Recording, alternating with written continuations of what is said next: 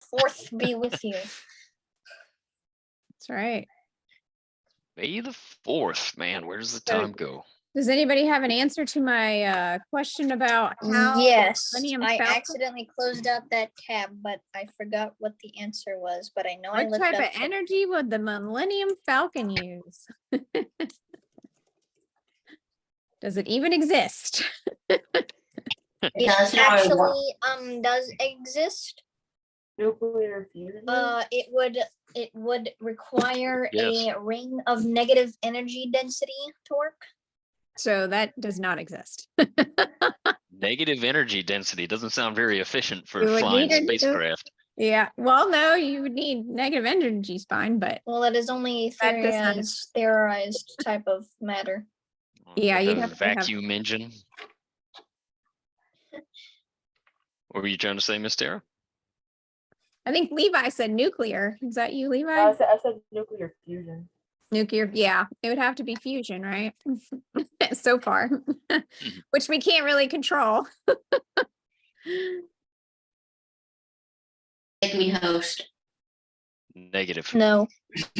Wait, if Osh never shows up, then make me host, because that's all he said, told meeting, make me host. Wait. Speak in Where's- some sort of Where's Oshman? I don't What think if we speak Oshman. in Tuscan? yeah, we should speak in some sort of Star Wars lingo.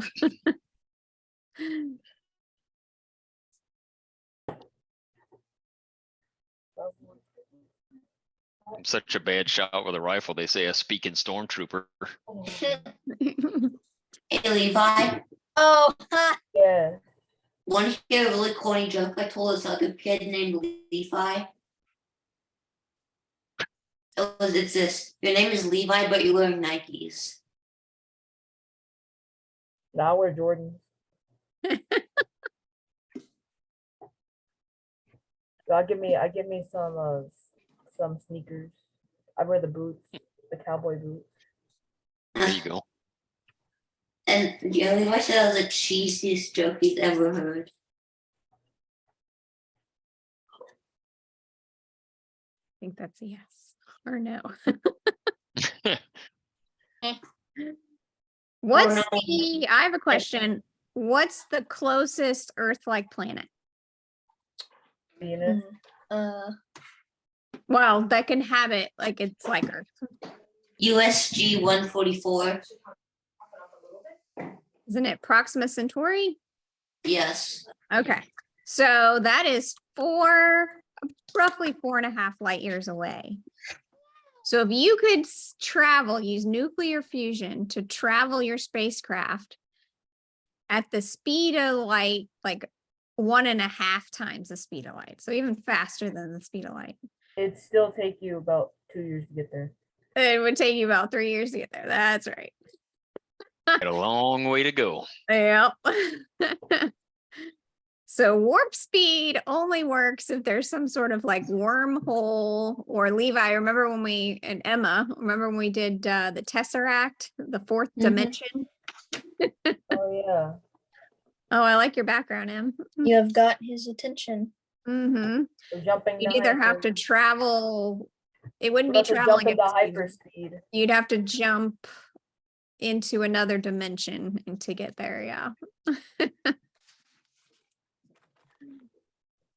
Mr. Mike, It's too short. Yes, sir. I successfully wrote a paper on what an environmental freak is. Oh, Awesome. Send it to me. I'd love to hear your I definition. don't know if my mom did or not. I emailed it her. I don't know if I think she sent it, but I'm not completely sure. I'll keep an eye out for it. You can't be completely sure with anything, everything. No, right, that's what so leads to The whole discovery life is is a curiosity. Can't be sure with yourself.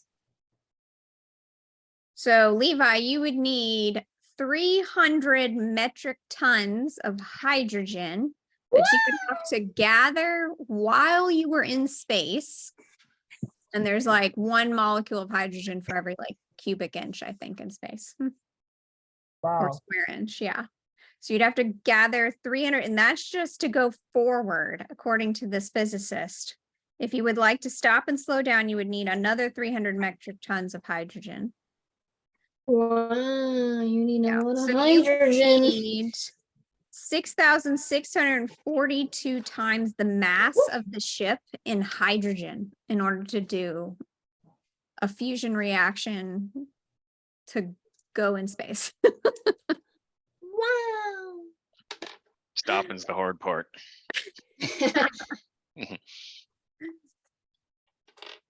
Well, speaking of energy and tons of it, I have a ton of energy to start the lesson.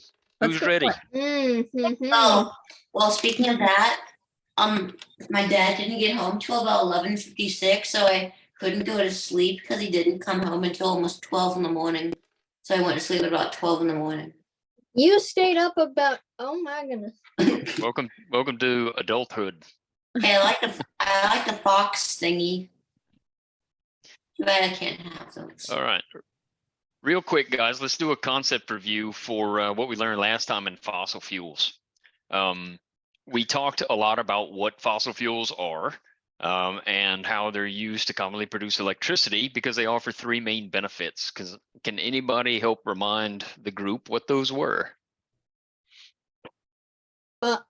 Um, Go for it, Em. Cheap. Cheap, okay. What else? I was letting someone else answer. Readily available was another one, right? They are common. We know where to look for them, and they're available in abundance, right? You know, they are a depleting resource. It's something we didn't talk about. Is we have to continue to find new reserves of fossil fuels to replace the ones that we've already refined and used to produce energy. But we know so much about how to do it that they're very reliable, right? We know how to use fossil fuels to make energy, electricity, to power transportation with them because we've done it for so long, right? And they do have a pretty good energy density when we talk about how much energy we can get out of burning them to make electricity, let's say. We also talked about them having some drawbacks. Anybody kind of remember what these were? It produces a lot. public worry. Public concern, yeah. Well, in the case of coal, it's not just concern; it's legitimate concern, and that burning coal can produce ash, which is harmful for people to inhale. Right? It'll cause lung diseases and cancer. But after 4 years, ash is kind of like a fertilizer that makes the plants go back. It can, that's right, but you're not supposed to breathe it.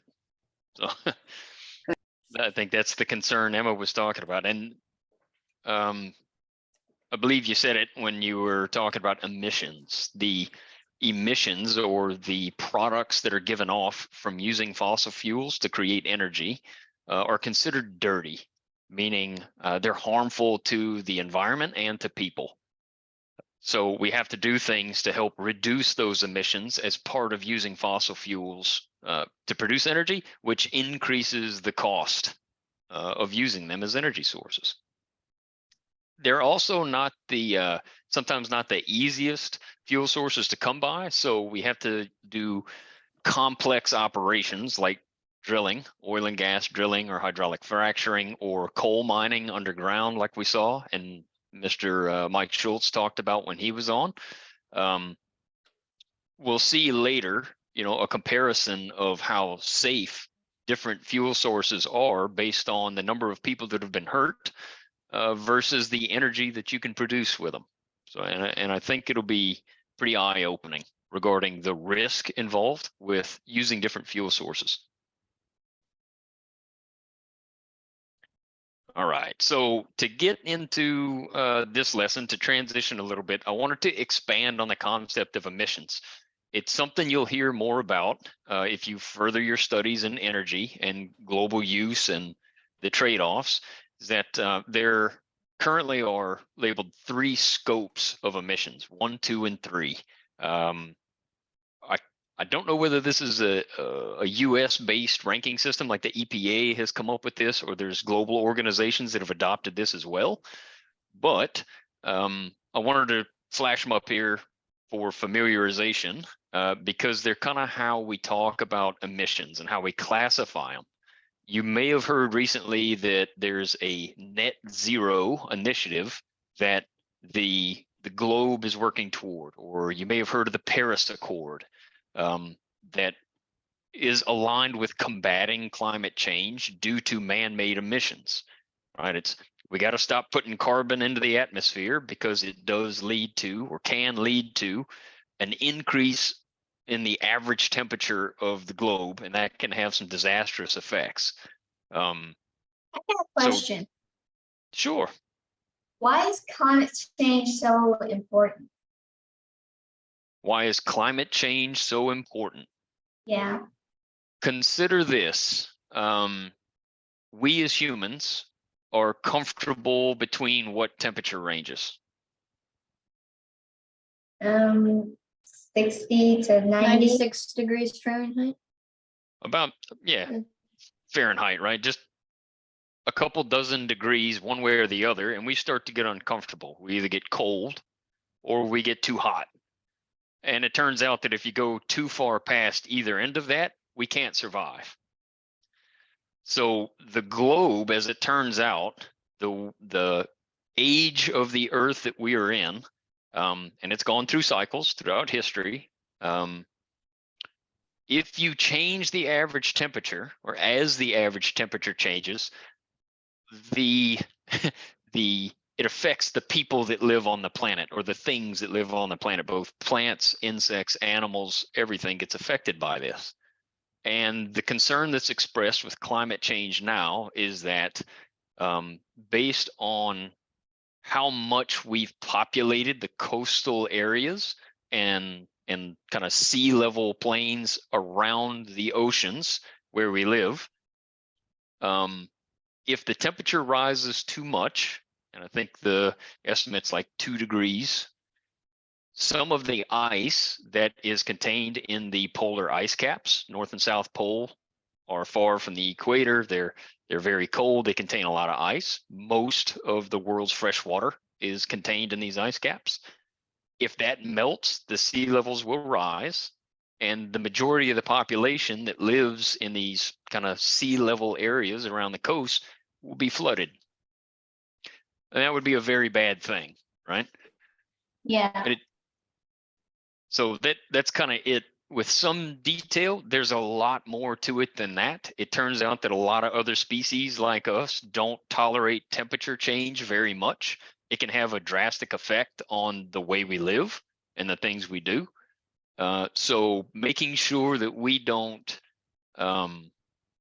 do anything to affect the natural cycle of Earth's climate patterns is kind of the scope of climate change and reducing our carbon emissions as a species, right? Mr. Mike, Yes, sir. well, I guess I should be glad that my great grandfather doesn't live in Pensacola anymore. I mean, Cold Yep. Creek. Pensacola is one of those coastal regions, isn't it? Also, Galveston's one of my favorite towns.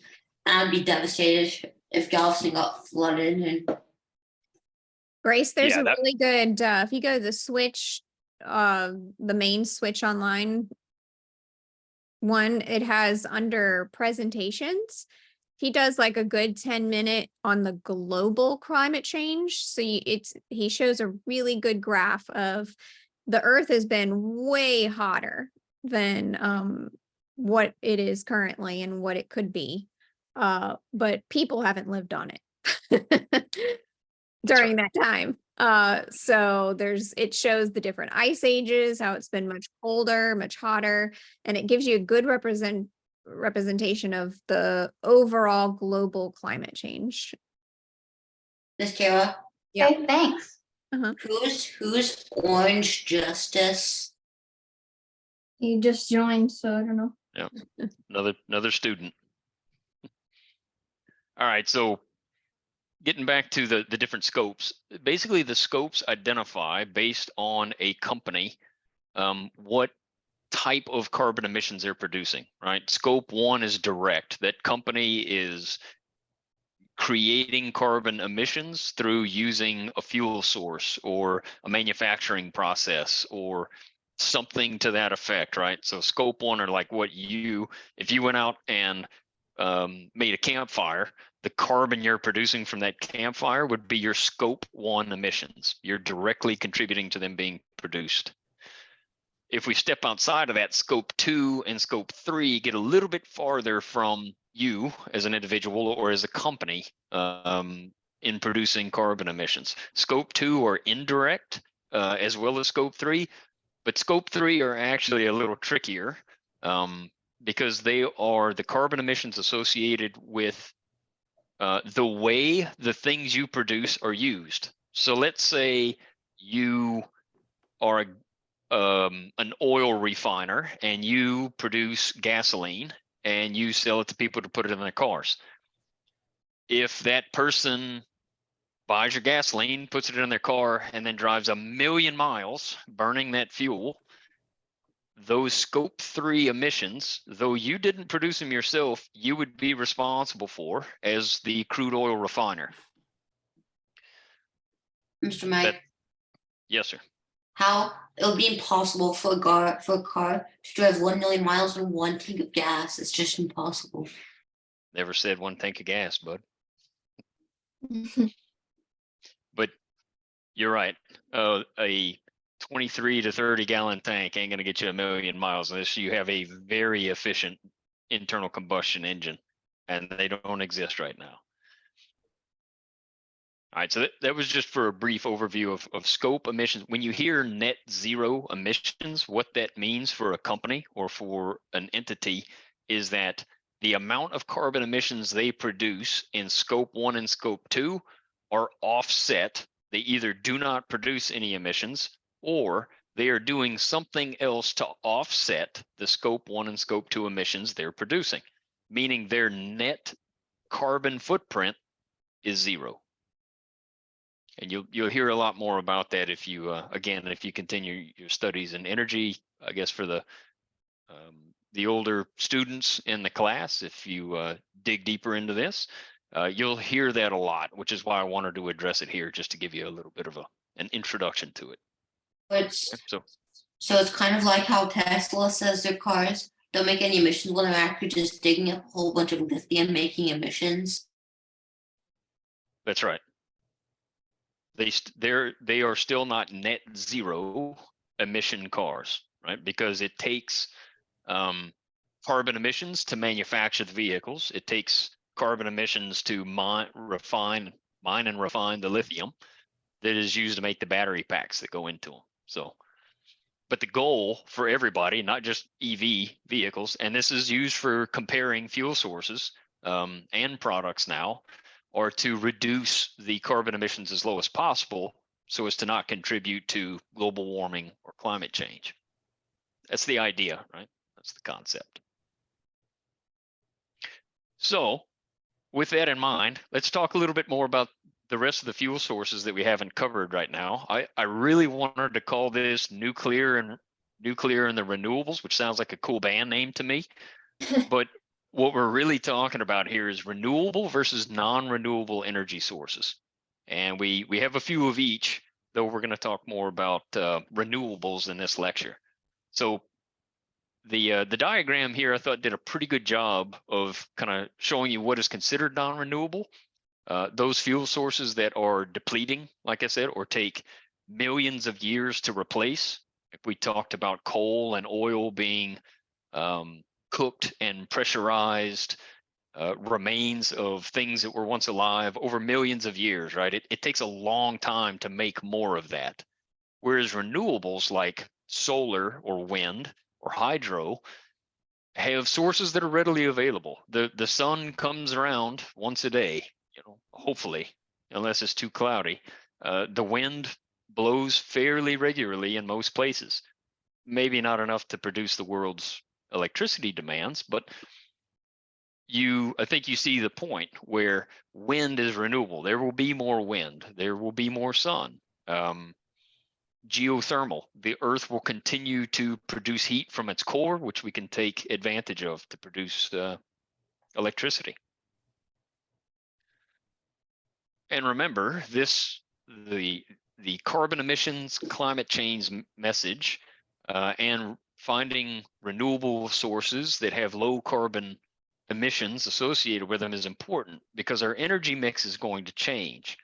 If we are truly to reduce our carbon emissions, and maybe even backtrack a little bit, we need to think about where we're getting our energy.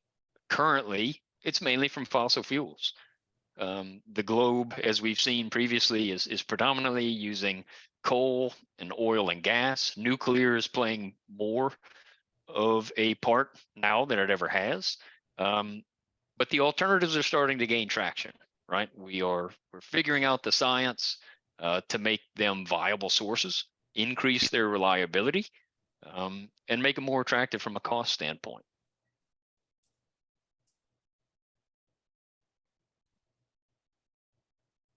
So, first one, non-renewable. Why is nuclear non-renewable? Can anybody tell me that? It's Because it's made in a dangerous. factory. It's factory made or like generated. Yeah, we have to make it, Yeah. right? We have to build the fuel cells that are used to create the heat and make the steam and turn the turbine, right? Renewable or non-renewable, Miles, has nothing to do with safety. It is not a safety concern. It has to do only with how available the fuel source is, meaning the time with which it can be replenished. Will we eventually run out of uranium to mine? Maybe. Can you artificially create your own uranium or plutonium? So how do we get energy from uranium? Well, it's radioactive, so it creates heat from being radioactive, and that boils water, which turns a turbine, which creates electricity with power phones. It's bombarding uranium nuclei with neutrons, right? Oh yeah, I thought it was just like bars of uranium inside water, and those water boiled up.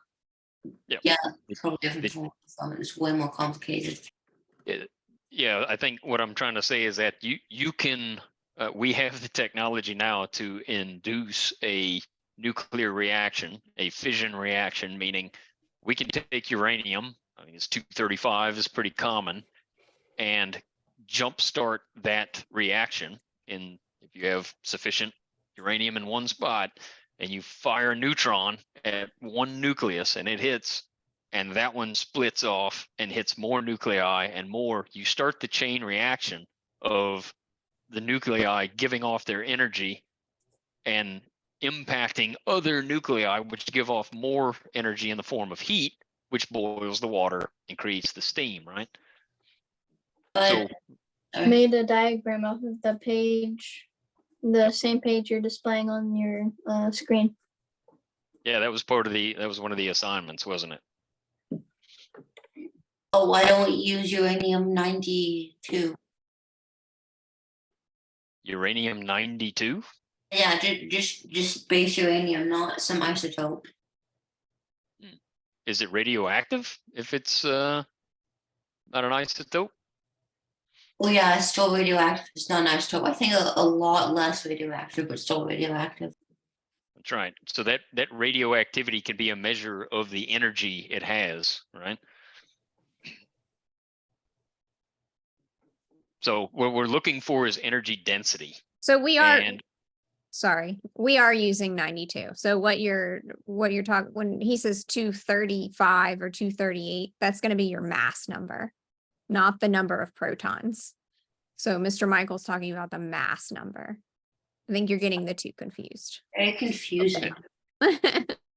yeah, I am not a nuclear physicist. I'm not even a chemist. Well, 92 just means uranium. So if you say uranium, you mean 92. But if you're talking about the total number of neutrons and stuff, the change in the isotope, that's your big number, which is Yep. 235. The natural one is 238, I think, which is also very can decay.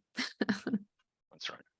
But I think you probably heard in one of the videos, or maybe it's in one of the other like more in-depth videos on nuclear energy, where they have, and France pioneered a lot of this, or is at least leading the way, where they can recycle almost 95% of spent uranium fuel into new uranium fuel and continue to get it to produce energy at, you know, the levels they need to meet demand.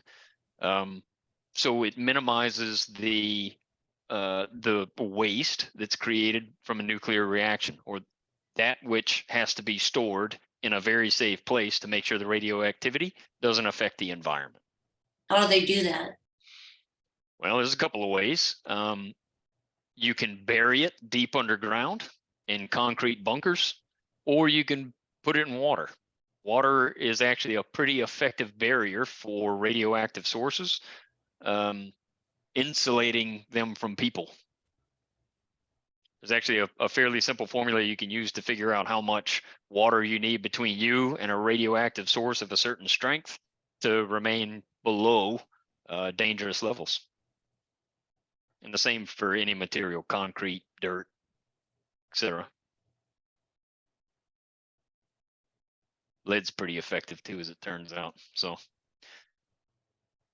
you probably read in your lessons that, you know, nuclear is considered fairly cheap from a fuel source, but it has a high cost of entry because the facilities that you have to build, the reactors themselves, the supporting cooling towers, the water filtration and circulating systems cost billions to build, right? And that tends to be one of the biggest downsides of nuclear. The other one was the risk of the waste, right? We don't get the waste in a state that is harmless to people, so we have to do something with it while it's still radioactive, which can last a long time, thousands of years, right? So we have created the pools that you probably saw in the video, or the underground storage bunkers where, you know, the leftovers of the nuclear reaction that can't produce sufficient quantities of energy anymore get stored. So there are some hazards to radioactive materials, including the waste that comes out of a nuclear reactor. But the emissions on the upside again are water vapor and a little bit of heat.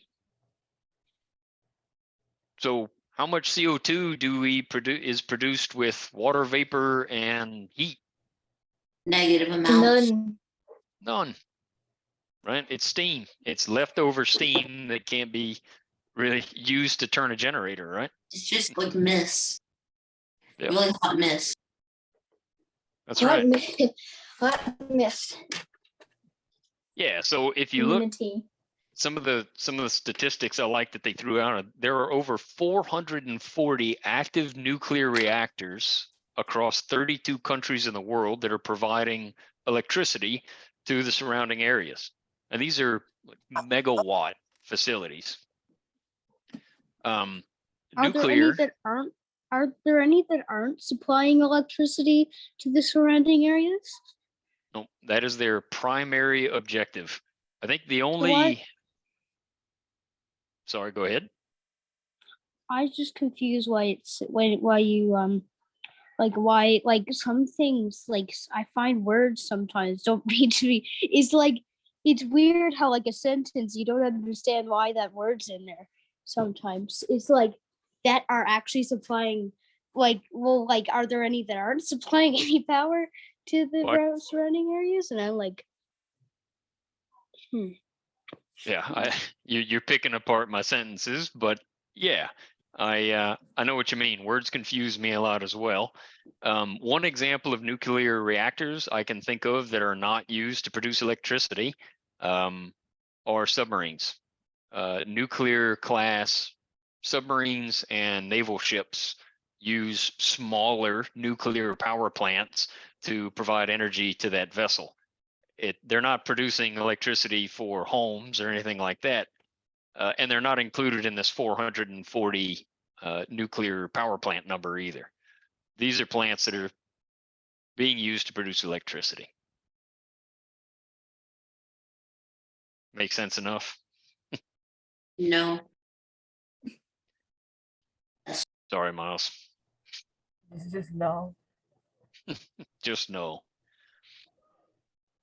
Well, so, I think the other thing the video talked about on nuclear is that public perception regarding the risk of nuclear reactors is somewhat inflated, right? If you look at the track record for safety and success, since we've been using nuclear power, there have been 3 incidents where nuclear reactors have gone critical or had an incident, right? Where people lost lives because of it. And those are kind of one of the spread out in videos- history. Like Fukushima, Chernobyl, Can you name the other one? That's 2. 3 Mile Island. Exactly right. 3 Mile Island actually happened first. One of the And- videos on the Switch classroom showed us what I think it was a nuclear reactor. I can't remember, but it spread out almost half of the Midwest England and killed about 4,000 people because of its emissions going everywhere. That was Eastern Europe, and that was the worst Europe. disaster to date. That was Chernobyl on the border of East Europe. That's what I thought. Oh, wasn't It that was- in Russia? Yeah, western border of Russia, yeah. I Yes, thought it Eastern only Europe. only, like happened. I thought it didn't kill people. I thought it just like shortened their lifespans. Well, that's you get into But some that- gray area there where Isn't some that the folks same may thing? have had. Yeah. So I think that's the definition of killing people. Well, there's initial incident fatalities, and then there's over time, just like with other incidents. Sometimes you're Degrading the exposed human to that body. radioaction, and it doesn't end your life immediately. Sometimes it ends it in a couple of months, or maybe a year, or what have you. Have there Use been your superpowers. You That's hope. no. Have there been nuclear reactor explosions? Because the concrete deteriorated slowly over time, bit by bit, until it's something cracked, and then all the radioactivity leaked out and killed. Your Fukushima was almost like that. There was a trifecta of events that led to that, and it wasn't an explosion. It was a leak of radioactive elements into the environment, including the air and the ocean. But there was an earthquake, and then there was a tsunami, and then there was a process failure at the plant that led to it. But yeah, there were radioactive elements released because of that. But those facilities are designed for a lot of worst case events like that, right? The tidal wave flooded Fukushima that hit it, and it disabled its ability to pump cooling water through the reactor. And because of that, the reactor overheated, and then it lost containment, meaning the concrete surroundings were fractured, so the radioactive elements could escape. How many deaths? Still climbing. What's the kill count? I do not have that number, but I know that there are still cases being reported. Wow. How long ago was that? Would I Say- be able to? Say Would again. I be able? Who, me? That looks like. I think you had a question. Me? Sure, go ahead. Oh, would I be able to build my own miniature nuclear power plant and use it to supply my home if I was smart enough and had like $1 million? I think No. it Then probably probably take even more more than a than that. million. I don't doubt that you're smart enough, but nuclear energy is highly regulated. So So there you- would be that hurdle as well. You'd have to get the proper approvals, right? From the government. The government and whatnot. That's right. So talking about that for a second, the video did mention another risk to nuclear, but that we were, because of the regulations and the security involved with operating nuclear power plants, what was the other risk they talked about? Being pretty low, but being recognized.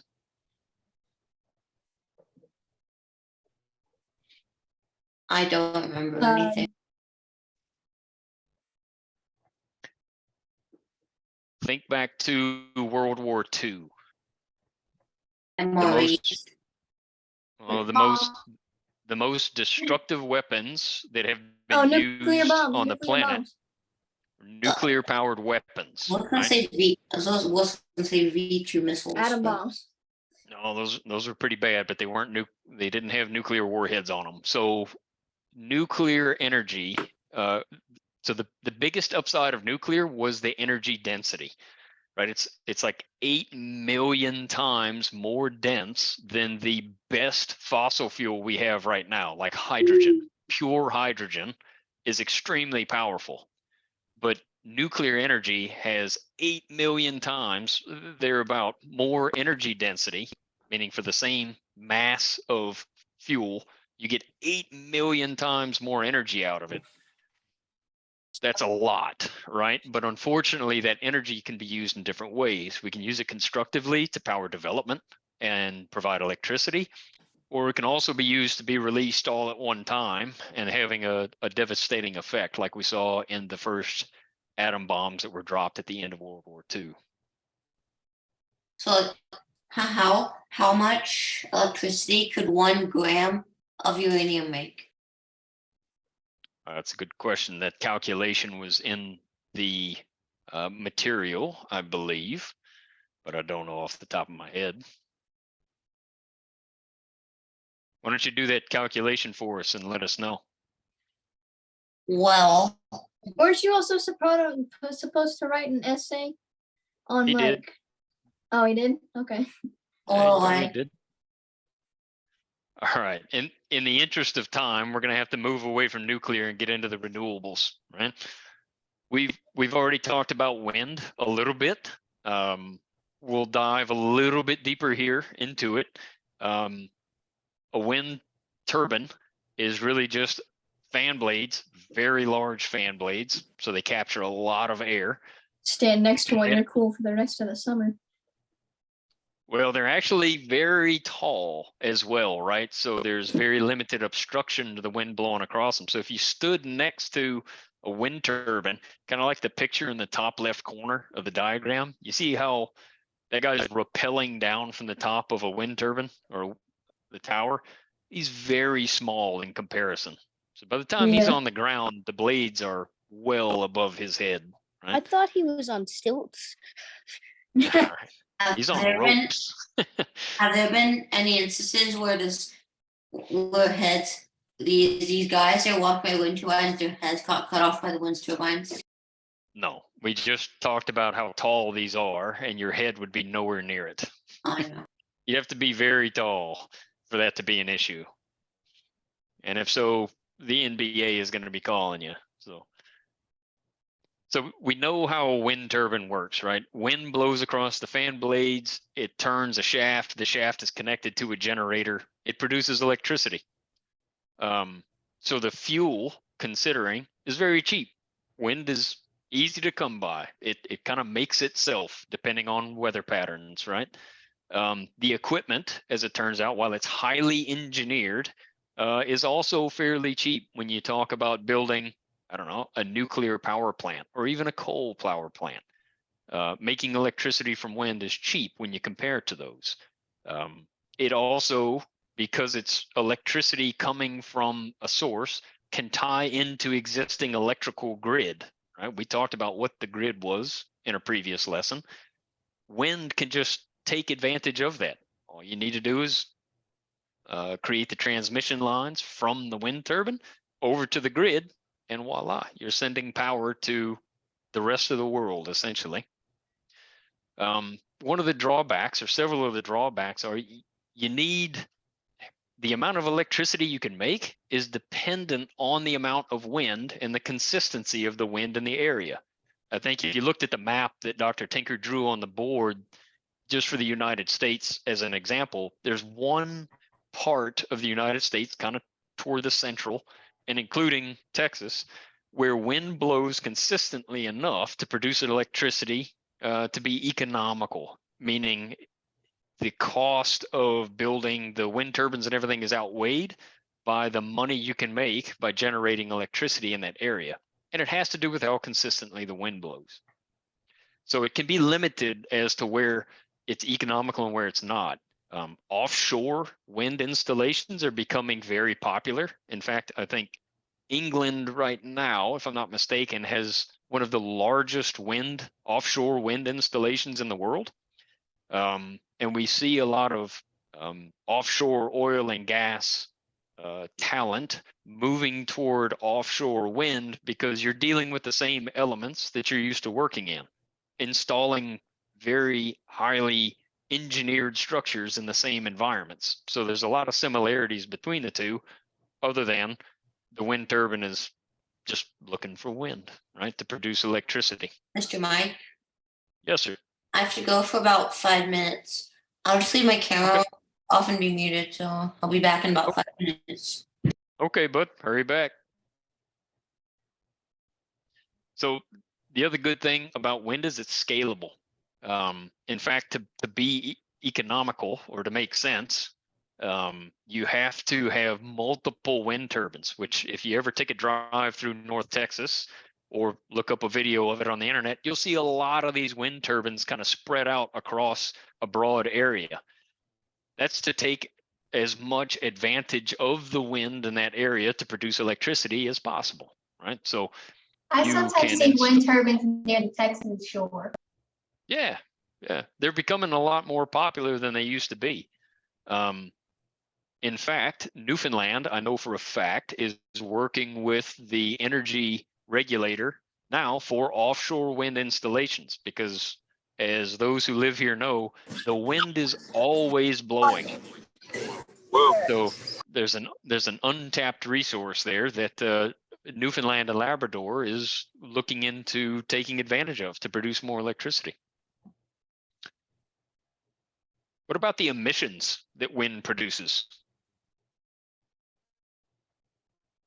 There are no emissions. There are no emissions. None, other than what's associated with making the equipment, right? Mhm.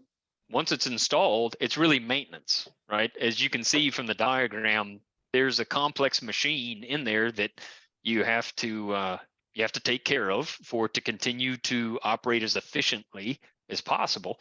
But other than that, it produces no emissions, not even steam. So that's one of the larger benefits of it too.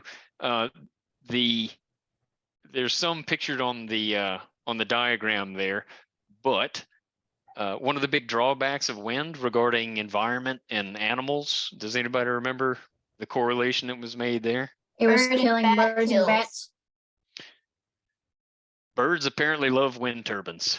They I got no numbers in front of me to support, what the impact is, but if a bird runs into one of these things, it's not a good day. So that is one of the, I guess, Are they sharp? ecological drawbacks. Are they sharp? No, they're not sharp. Just the speed at which a bird flies is not conducive to slamming headfirst into things.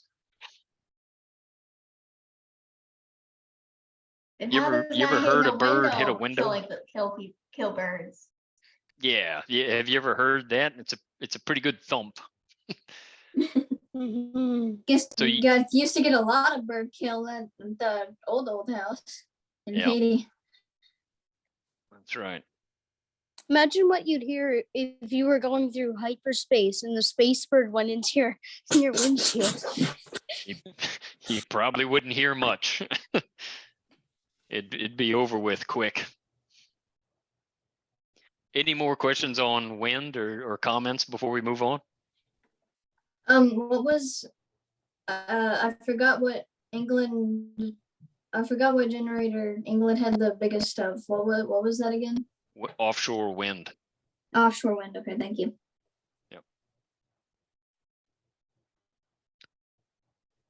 Okay, so deeper into the renewables offerings here, we've talked about solar already. We know that solar uses photons from the sun's energy to create an electric current passively, right?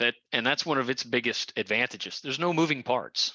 Once you have manufactured the solar panel and you have it tied into via the copper conductors, the electrical grid, it produces electricity when the sun is shining.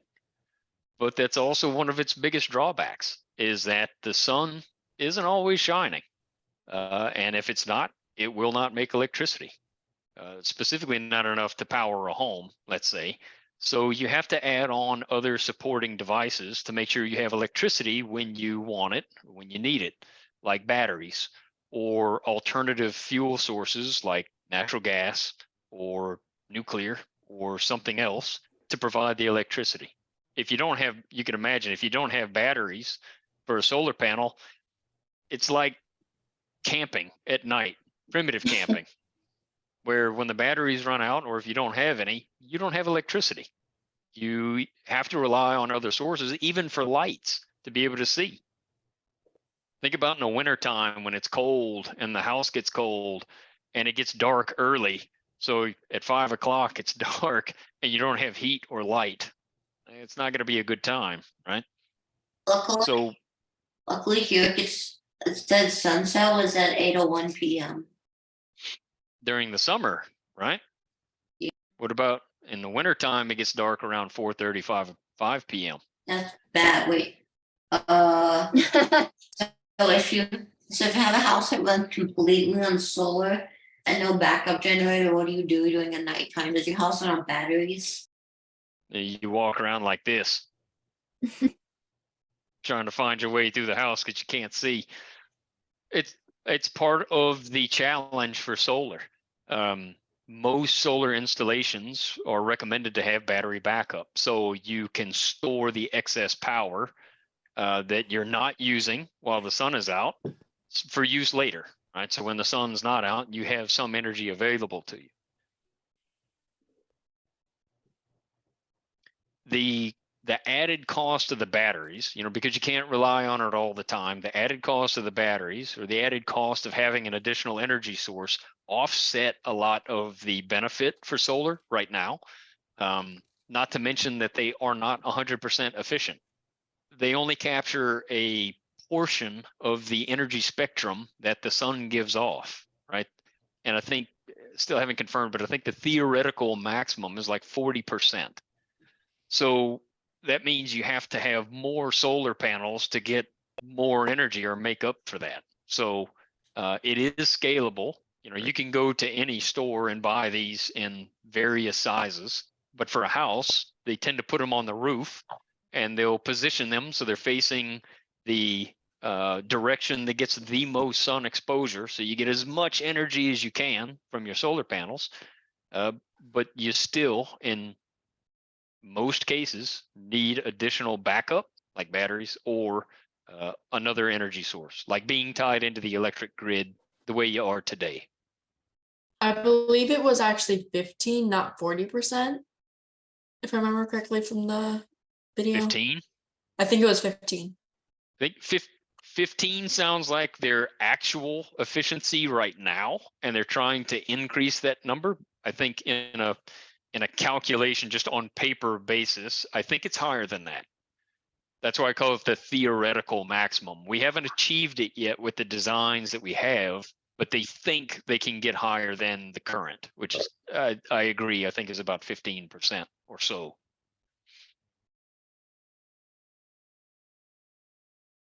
So again, no emissions associated with solar. It's very attractive from that standpoint, other than to turn the silicon into the cells and crystal structure, to manufacture the copper conductors, the glass coverings to protect them. They produce no emissions and they're completely passive, meaning You don't have to do anything to them other than keep the glass clean so you get more sunlight through them. But there's no oil to change, there's no bearings to grease, there's no moving parts at all. They just last until the reaction, that photovoltaic reaction in them, loses efficiency over time. 25 to 30 years is kind of the average life expectancy of a residential solar cell today. Would solar panels be considered, you can have too much of this good thing because it's one of the main sources of electricity? Well, it's not one of the main sources of electricity today, but I think you'd have to define a little bit better what you mean by too much solar panels. If we put solar panels like in the ocean and practically everywhere. Well, I mean, you are, by installing a solar panel, you could be blocking the sunlight that would have normally been shining on something else like plants or animals or anything that relied on that sunlight. It will, it's a shade, right? And by design, you want that solar energy to hit the solar panel instead of whatever is behind it. So maybe in the ocean, in the case, if you, let's say, to keep your pool, for those of you who have a pool, to keep it cooler in the summertime, especially in Texas, you could put a shade over it, right? So if you imagine that shade as a solar panel, the pool stays cooler because it has the shade over it. The sun's energy isn't getting to it. And if you thought of the pool as an ocean, does that have a benefit or a detrimental effect? Benefit. Maybe there's something in the ocean that needs that heat to, like plants and stuff, to reproduce and photosynthesize. And those plants are often food for something else. So for every cause, there is an effect, right?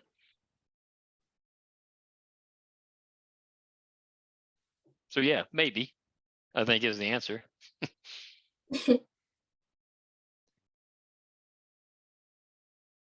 All right, this next one is a little bit different than anything we've talked about before, because it's probably not as prevalent as some of the others. I think we tend to hear more about wind and solar and some other renewables because they may be a little bit more popular these days. There may just be more of it because of whatever reason, scalability or affordability. But geothermal is definitely interesting because the Earth has enough heat to go around, right? The core of the Earth radiating and communicating heat outwards is just a mechanism to enable geothermal energy generation. All we're doing is taking some of the heat that the Earth is already producing and using it to heat homes that aren't in the same location, like with the example where the pipelines run underground and you circulate water through them and then pump that water to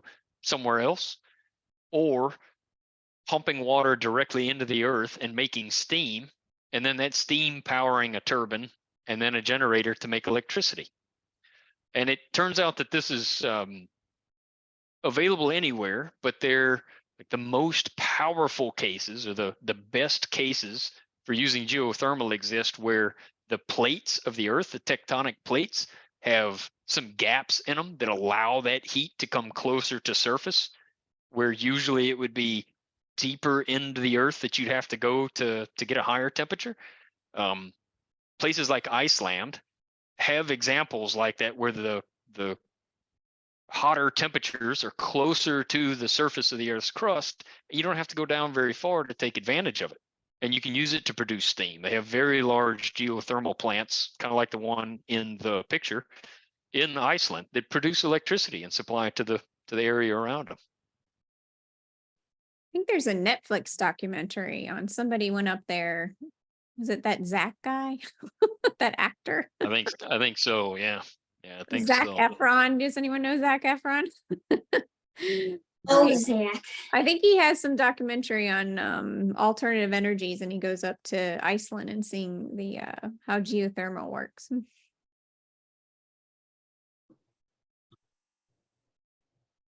Yeah, There's it's homework, pretty neat. kids. Yeah, it's pretty neat, right? They talked about 3 types of geothermal in the video, including the one that was, most provided the most energy to be used, which is the one we talked about with the plates. But there were some others. One involved hydraulic fracturing.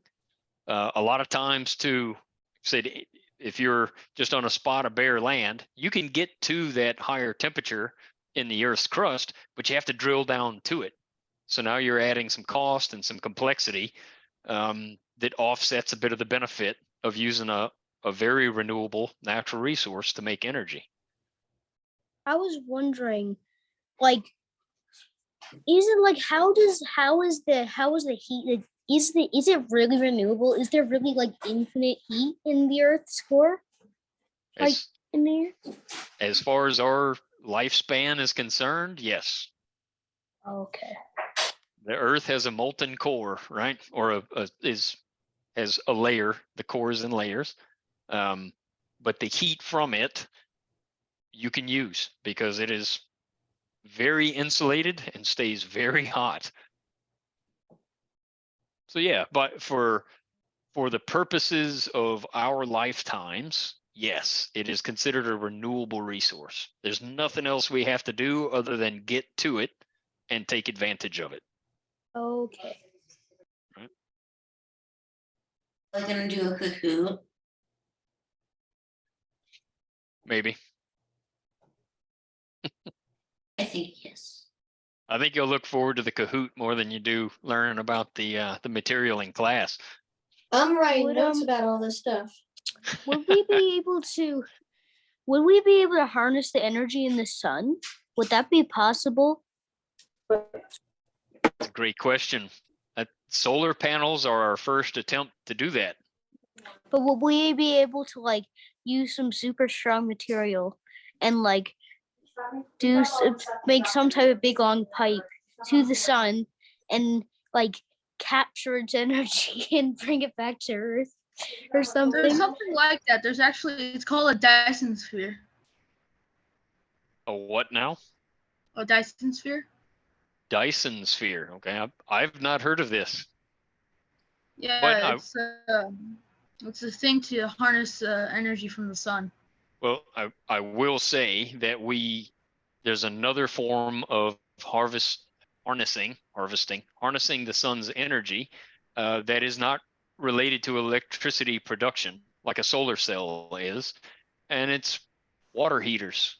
In many countries like the Middle East that are dominated by sun exposure, an attempt to save electricity comes in the form of putting a large water tank on the roofs of buildings that is heated up by the sun during the day, and at night stays so hot, like it's scalding hot water, not boiling, but scalding hot water. You have a storage vessel ready for your use for cleaning, bathing, cooking, whatever you need it for. And every day you just pump more water into the tank, the sun heats it up, and that's your water heater. Most of the homes that you live in now use electricity or gas as a fuel source to heat the water so it's there when you're ready for it. A But water these heater, countries are using passive heating from the sun. a water heater's gas. We are actually instead of harnessing from the sun, Micah, we're creating the sun here. So you know how the sun is using nuclear fusion? Yeah. Okay, so we're So we're using if you want to look up Lawrence Livermore Laboratories, we have actually got an amazing new fuel source, but they're using lasers, lots and lots of lasers, to split a hydrogen atom like the sun does and use that energy. And that Wow. might be the future of energy. That sounds more complicated than I could ever understand. No, What you did can do you it. just You say? can grow up and you can work Hey. there if you want to. You can be the next fusion If you could, chemist. If you can build a small nuclear reactor at your house, you can do this. I That's believe in you. right. Yes, Miss Um, Lexi.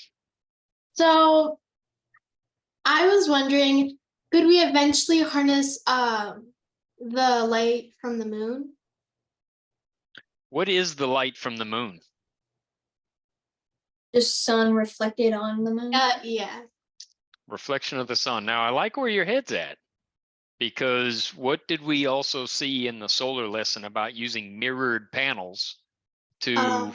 focus sun's energy and create hot water, steam, and energy from that?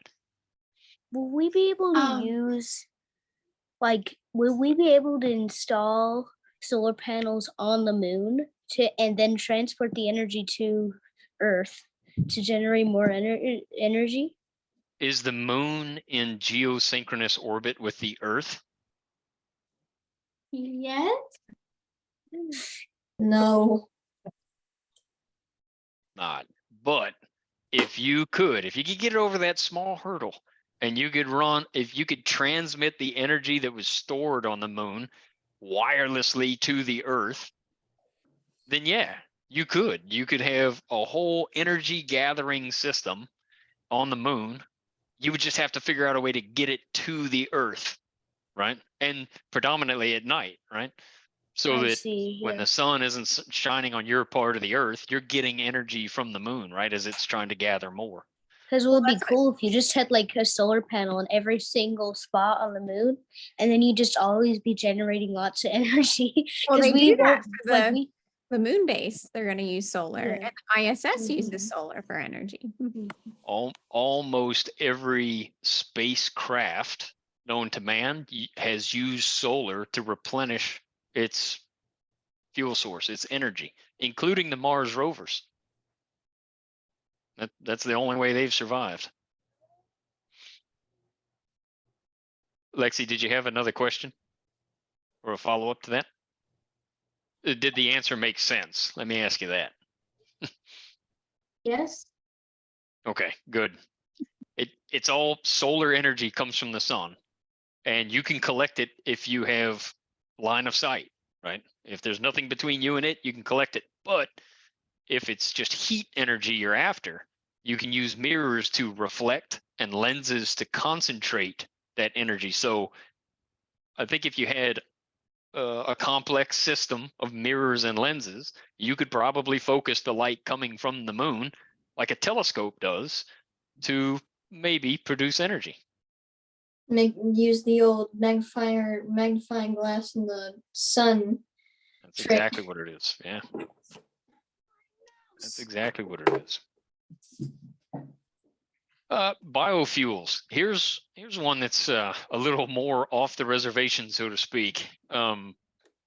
Biofuels are really organic material that is reduced to another form and distilled to make fuels, mainly ethanol and alcohol, ethanol from the reduction of sugar, or biodiesel, which is really using natural organic oils to make something that resembles diesel, right?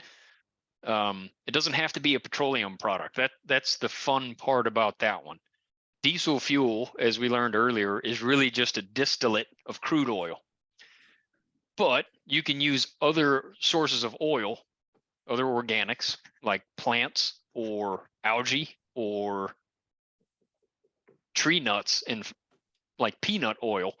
You can, through a process, create fuel that is suitable to be burned in a diesel engine. So you could use the leftover oil from deep frying your French fries to power your home? I did this in college. It was actually a design project that I worked on as my senior, they call it a capstone project, right? It's your final project. I built one of these with a team and we ran a diesel engine off of it. And all we used was cooking oil from a restaurant down the street. French fry car. Now I Yep. can convince my mom to deep fry French fries more often. Mhm. Get yourself a deep fryer. I didn't say that. And it's What are you Once teaching these kids? I watched a video that they basically took a restaurant deep frying oil and they used that to power a car that was run by oil, Mhm. and it actually worked. Absolutely. For a This couple is of I think this is referencing to a Rough Ruffman episode. Oh, maybe. Diesel engines are actually fairly adaptable regarding the fuel you put in them. Modern diesel is crude oil distillate, but you can mix in biodiesel, meaning use some biodiesel to replace some of the crude oil derived diesel. So you're actually not using as much crude oil. You're reducing your demand there, but you're increasing the demand for the biodiesel, which I think in some of the videos they talked about the different sources that they're developing, like the special algae that they're growing that produces the oil they can use to make biofuels. One of the big downsides for biofuels is you need a lot of stock because it's so low in energy density to make an equivalent amount of fuel.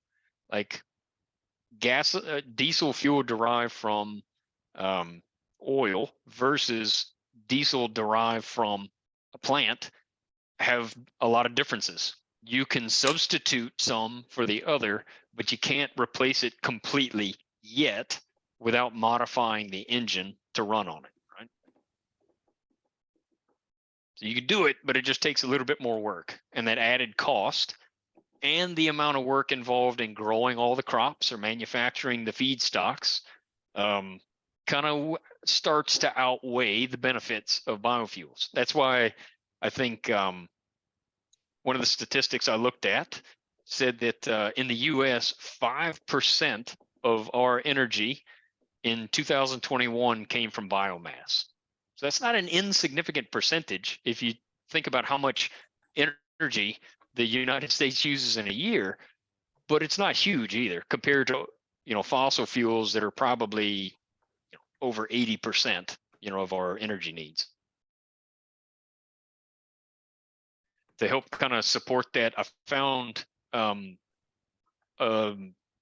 well-known website called the National Renewable Energy Laboratory website. This is a private organization that works on a lot of development projects with the U.S. government and the Department of Energy regarding renewable energy fuel sources. They have a fantastic website. That's why they go by NREL, N-R-E-L. It's just an acronym, but it replaces this ridiculously long name. They have a fantastic website. It's a great resource for looking at not only, where we get our energy and the calculations and the economics that have been done to help figure out which ones are better than others, including emissions and cost of manufacture. But they also produce some pretty cool visuals like this one that shows kind of where the biomass comes from that we use to produce energy in the United States. The color chart on the right kind of shows you that where you have the best, the most favorable places to grow plants are where we get our biomass. So we're using a lot of industrial waste in the form of like sawdust, scraps from making lumber. So you see the Pacific Northwest and Oregon and Washington, large lumber industries in that area. Also a lot of moss. There's a lot of it in the Southern California. That's right. Southern California has perfect weather for growing a lot of different crops. In fact, a lot of the U.S. agriculture, particularly almonds, comes from California. You can see in Louisiana, soybeans are another very popular source for biomass, including biodiesel. The oil from soybeans is used a lot to make biodiesel. And then in the northern states, where you get back into your heavily forested areas. So it's not very efficient due to low energy density.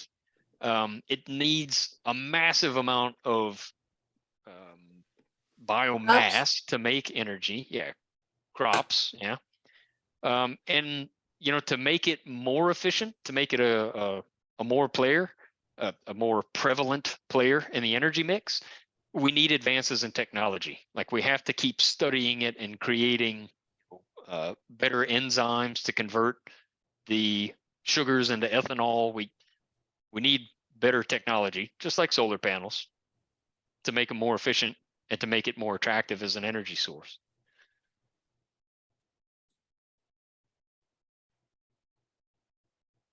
Any questions on that one?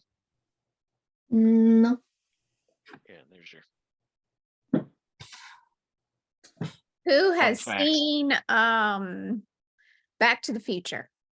Not me. I saw it once. Do you remember what Doc Brown put in his, I guess it's a flux capacitor? No, His I haven't watched it in a long time. Wait, Please Oh. don't give me spoilers. Okay. No, it's not a spoiler. So there's a scene in the movie where Doc Brown gets out of his car and he needs fuel for his time travel machine, and he puts some stuff in the top of it as Mr. fuel. Fusion.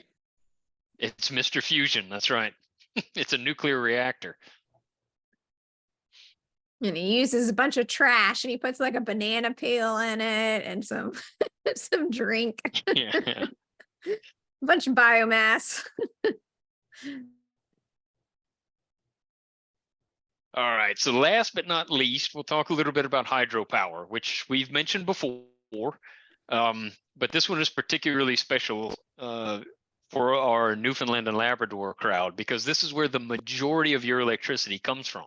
I think that number was over 80% of the electricity produced in the province comes from hydropower, which we know is really taking water from a higher elevation or potential energy and running it downhill and across some impellers or turbine blades to turn a generator and make electricity on its way to a point of lower elevation, right? So we're converting potential energy in one area to kinetic energy to make electricity, and then we're letting it run off downstream, downhill.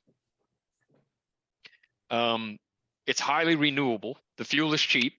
It doesn't take much to take advantage of tidal fluctuations or to dam up a river, but you have to make sure that the water level you need will be available. So one of the downsides is you can only produce so much electricity. If you produce too much and you draw the water level down too close to the other one, then you no longer have that kinetic energy available to produce as much electricity as you want. Conversely, if you don't want to produce electricity, you have to be able to let some of it pass through, like you can kind of see on the left-hand side of the diagram where on the right-hand side where they have water flowing through that's not going through a turbine. So you don't flood the people that live up here, right? You can't let the lake get too deep. You have to draw it down and let some water through to the other side, whether you're generating electricity or not. Right? Those fishermen are smart. Yeah, that's right. That's right. There's actually a hydropower plant close to the hometown I grew up in Louisiana, and it works just like this. I never really took interest in it other than being one of the fishermen. So again, it has a major upside in that the fuel it takes is cheap. The facilities are expensive because they tend to be very large. In fact, I think the video said that compared to nuclear facilities, the largest power plants in the world are hydroelectric because they can take advantage of scale. They can build multiple turbines and energy generators, electricity generators in a row across a wide lake or a river and take advantage of that at scale. You can build very large energy power plants that are hydroelectric, and they produce no emissions, right? There's nothing to burn.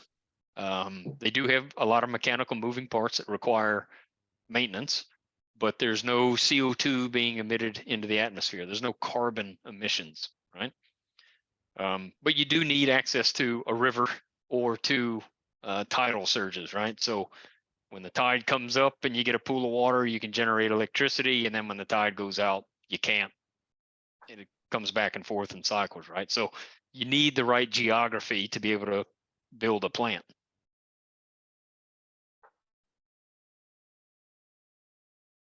Does anybody know what the first example of a hydropower plant was? No. Anybody ever seen a do not picture of the remember. old cottages next to a river with a big wheel in Yeah. the river? Yes, You know what that was used for? Finding Fish. flour. catching Like, wouldn't fish. they use it like for turning the sawmill or something? Some were used for sawmills. The first ones were actually used for grinding grain to make flour. Yeah, they took the wheel, the water would make the wheel turn, and it was connected to a shaft that would go in to a grinding wheel that would go around in a circle. They would throw the grain on a stone and the wheel would come around and crush it and turn it into flour. So we've been using hydropower for a long time. I thought it was used for separating fish from the water. I'm sure somebody thought of that too. Why make bread when you can eat fish, right? Why eat fish So- when you can make bread? It's faster. But you're right. You have a point. So this And is going to fish is recap. healthier. You Debatable. don't have all the How seasoning about that? for the fish. So this kind of covers we've talked about in like through lecture 1, 2, 3, and now 4, why we need energy, what our sources are, the fuels we use and which ones are more predominant than others, and the kind of trade-offs with each of them, right? We tend to compare energy resources based on a few key metrics, and those are how available is it, meaning how much work and cost do I have to put into it to access the energy that I need, whether that's to heat homes or to power trucks that are moving large amounts of cargo down the highway or create electricity. And how affordable is the process with which I do that? And I've got the resource, I've drilled the well, I've got the oil, or I've mined the coal. Now, how much does it cost me to make what I need out of it? Heat or electricity or what have you. So affordability and cost are a huge component of it, right? Everybody's always concerned with how much things cost. The reliability is another one. We talked about wind and solar not being very reliable because it's dark for almost half the day in most locations on Earth, so you can't produce solar energy, and the wind doesn't always blow. So those aren't considered very reliable sources, whereas something like coal or natural gas, where we have an abundance of it readily available, and all we have to do is feed it into a plant and it will make electricity fairly reliably, those are seen as more favorable for being able to depend on it when you need it. The other one is risk and safety. This includes emissions as well as personal safety. How at risk are the people that are involved in the process of converting fuel sources to energy? So in that light, I have a question for you.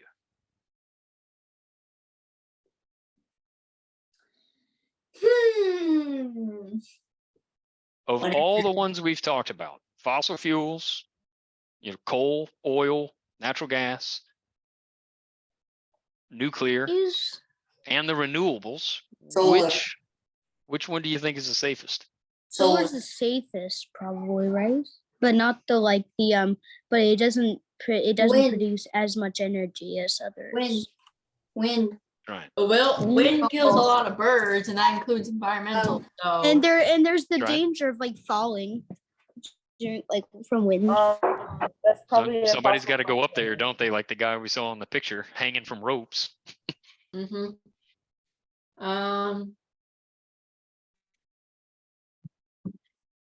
So Sounds I'll like give you a hint. It sounds like and a trick question, actually. Somebody already mentioned it. In order to compare safety, you have to use a combination of things. One is personal safety, like how many people have been hurt that are associated with this particular energy source. And the other one is how much energy was produced that warranted that person getting hurt, right? You have to, nothing warrants anyone getting hurt, right? That's the key message out of this, is that safety is primary. But you have to normalize it over how much energy is produced and the number of people that have been injured trying to produce it, right? So what do you think? Solar. Solar, probably. Solar? But things could catch on. Oh my god. What if I told you nuclear actually has the highest track record for being a safe and reliable energy source out of all of them?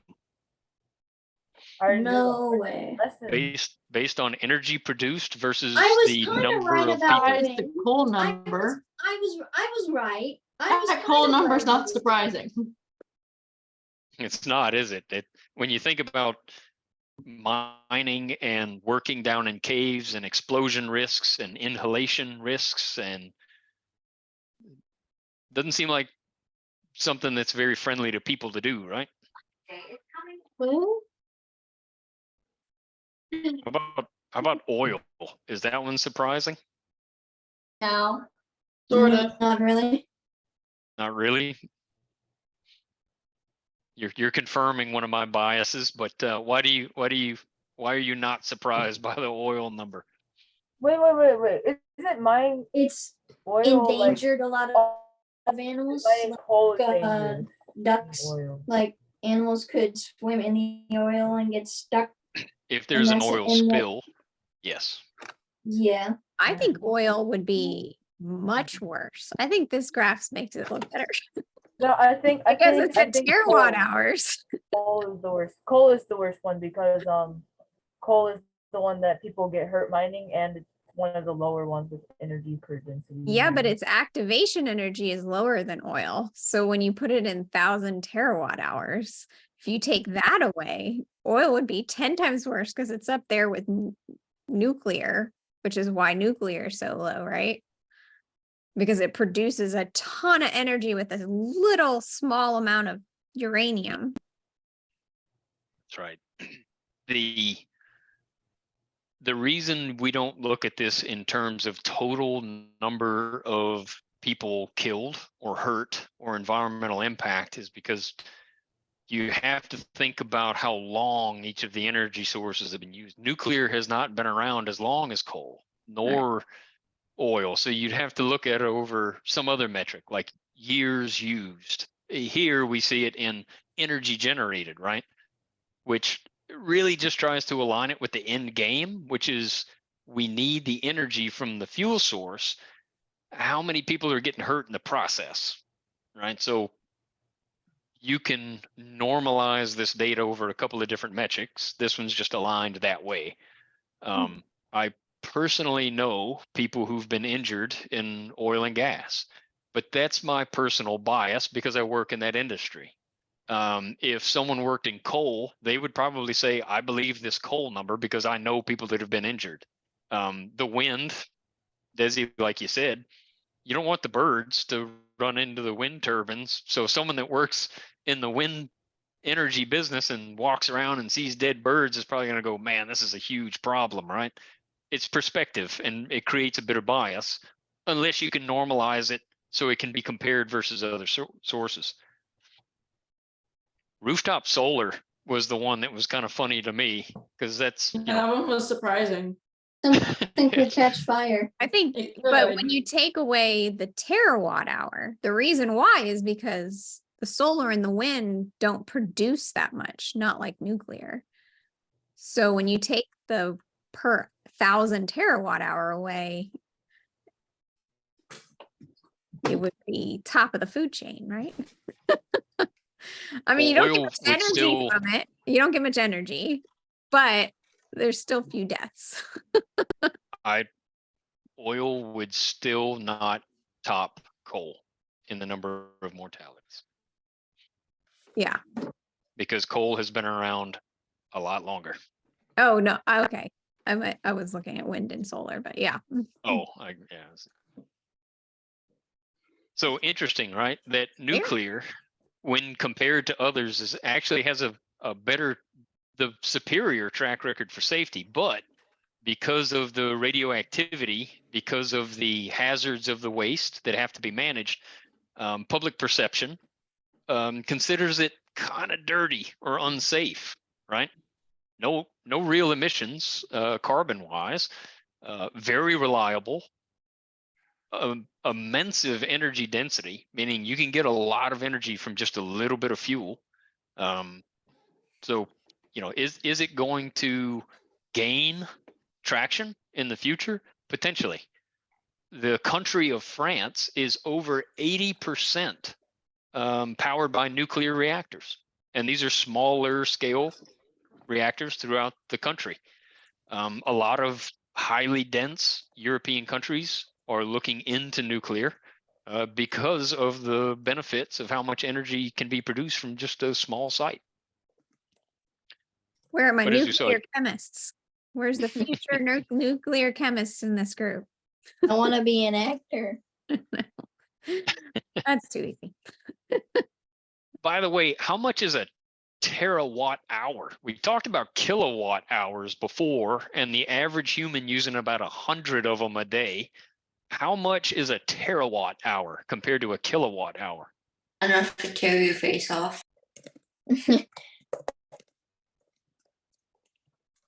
That's a lot. A lot.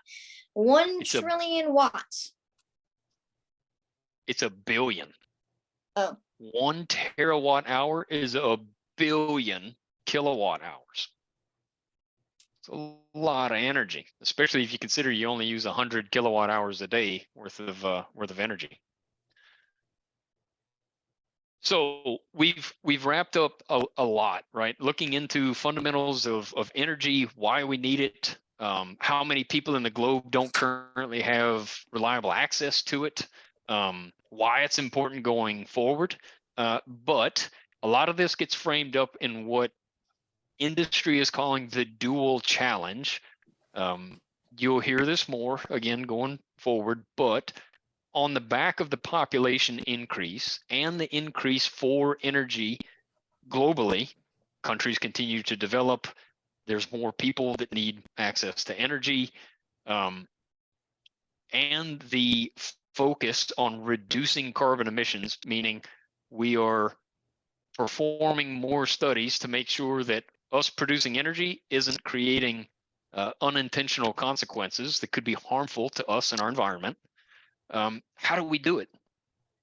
That's the question. How do we produce more energy that's reliable, affordable, safe, and sustainable while reducing the risk?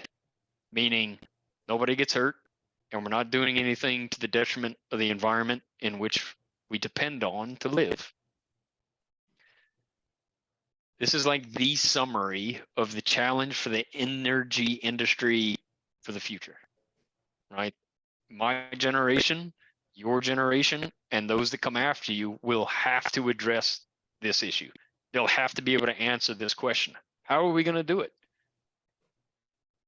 And I wish it was, the most brilliant minds in the scientific community sitting in a room trying to answer this question, but it's actually all of us, right? It's everyone. Whether you turn the lights off when you leave a room, whether you use less energy in your day-to-day life, it's contributing, right? Because if we can lower demand, we can help answer this question. Or we'll use less. That's one mechanism we have, right?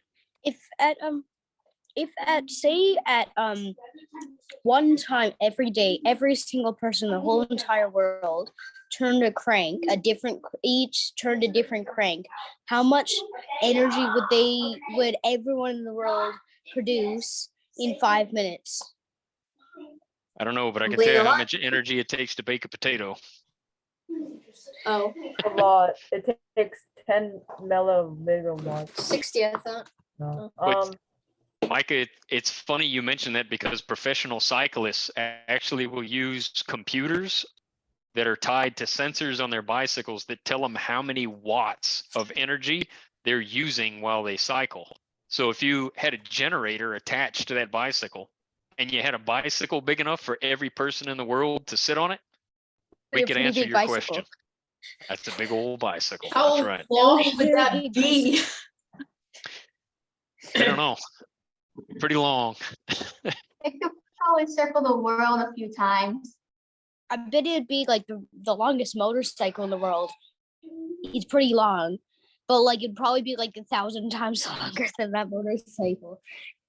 So the Because question is, the- how many people does it take to bake a potato? Say again. How many people does it take to bake a potato? You got a lot of noise in the background, buddy. I can't hear you.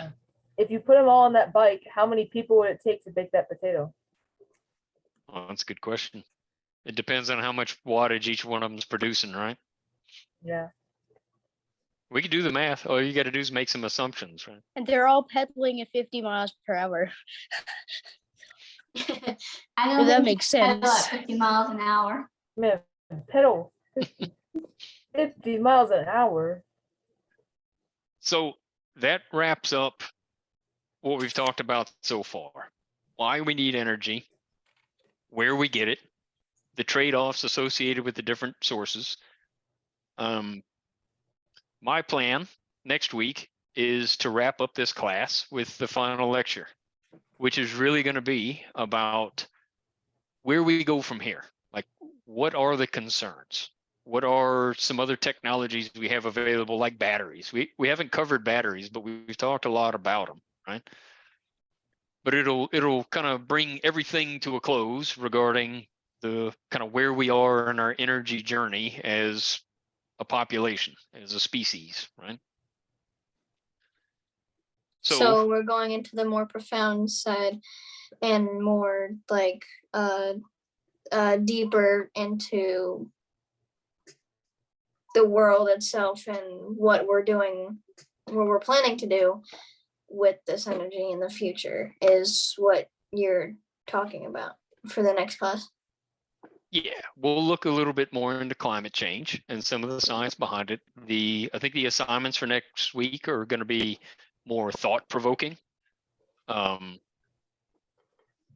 It's to really provide what we know now about what we're doing to produce energy and how we believe it's affecting our environment, right? So it'll be the kind of the softer side of the science because we're still learning, right? It's this net zero concept hasn't been around for very long in terms of how long we've been producing energy.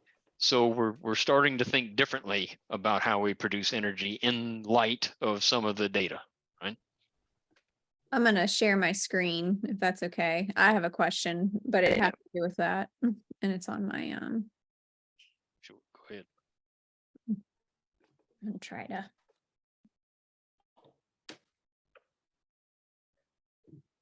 Say takes a Why, second. why are you screen sharing? Because she wants to show us something. Yeah, it was the Mr. Tinker there, his graph on what you were talking about. Yep. There you go. So this was the global CO2 emissions, and that's the historical emissions. And then it goes all the way to 2100. So, but I thought it was super interesting because the predictions can go up, 5 degrees or go down. We're kind of on the trajectory of up, but it could actually not. But I thought that was interesting. We're on the overall trajectory of up. Yeah, you see where our little 2014 estimate is. So it's on that path. That's not really good. But there are other predictions on there. Then I thought with the geological timescale, Grace, this is something you might be interested in. And the first part is millions of years. You see the orange and red line, and that's the global temperature. And we're actually, let's see, we're the very blue dot on the blue scale over there. So there's, yeah. It's 2050, right? Yeah, we're in the Holocene era over there.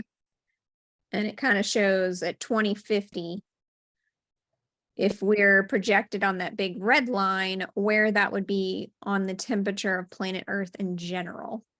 Now you have to take in consideration, there's no humans on any of the Miocene, the Pliocene, so there's no humans. But I also thought it was pretty cool if you guys want to go to actually see what your policymakers are looking at, like around the world. You can go online at ipcc.ch. So this is the climate change one. And you can actually see the numbers. I'm going to show you here you go. So Grace, there you go. There's the impacts from human caused climate change. So those are all of the things, your crops, your feedstocks, your fisheries, diseases can go up, inland flooding, storms, stuff like that. So this is what they're looking at. And the human impact, but it's a pretty cool, yeah, it's a really good resource. They show you all sorts of, like to see the graphs, how the moisture changes and the humidity and food, like how your corn is going to grow. You might not grow as much corn and you might not catch as much fish if the waters are warmer, right? So I thought that was pretty cool. If anybody wants to go look at that, this is pretty much what most companies are looking at. The science view. All right, who's ready for Kahoot? Any questions on what we've covered so far? No. Cool. I started grading the assignments in the classroom. It's What grade did I twitch.org. get? Oh yeah, you that's have to right. go check it out. You got to show the pictures for the kids.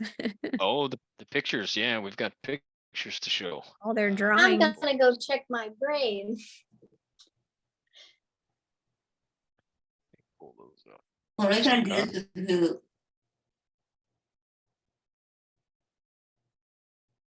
Give me just a second. After pictures. Being a little slow. We never do Kahoot. There is no Kahoot. There's a long Kahoot today, actually. You guys had a lot to cover. Yeah, life is congratulations, guys. I know the assignments have been long. I hope that you have found them valuable and educational. A lot of you, the ones that I was able to review last night were very, switched on responses. So, well, where'd it go?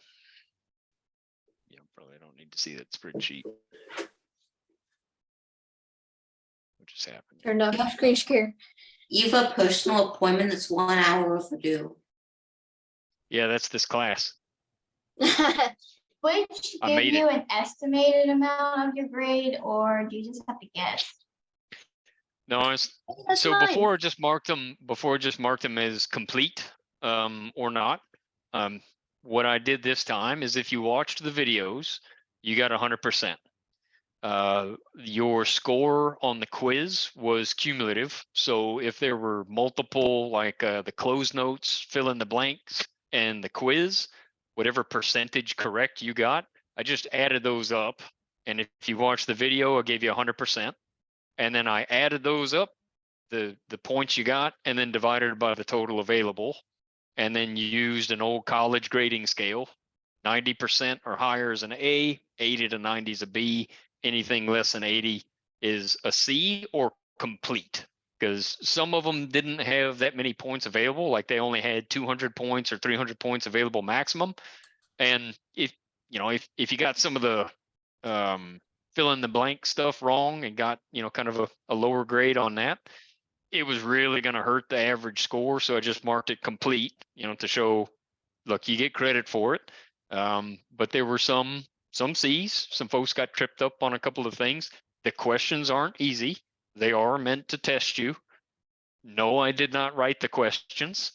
But the grading scale was consistent across the board. So take a look at what you got. And if you have any questions, we're always here. So let's take a look at some power That first one's plants. mine.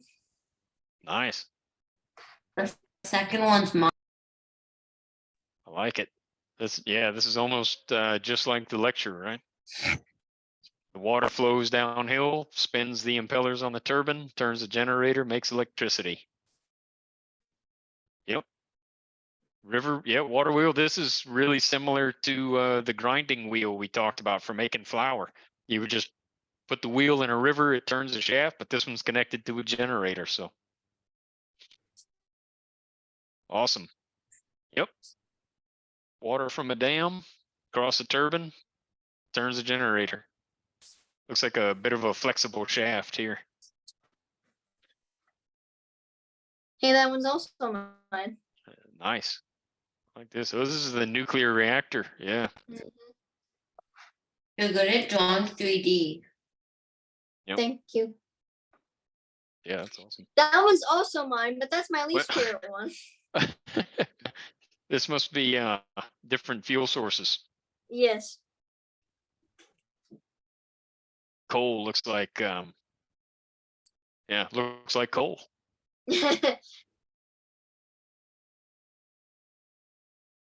Uranium is glowing. I like it.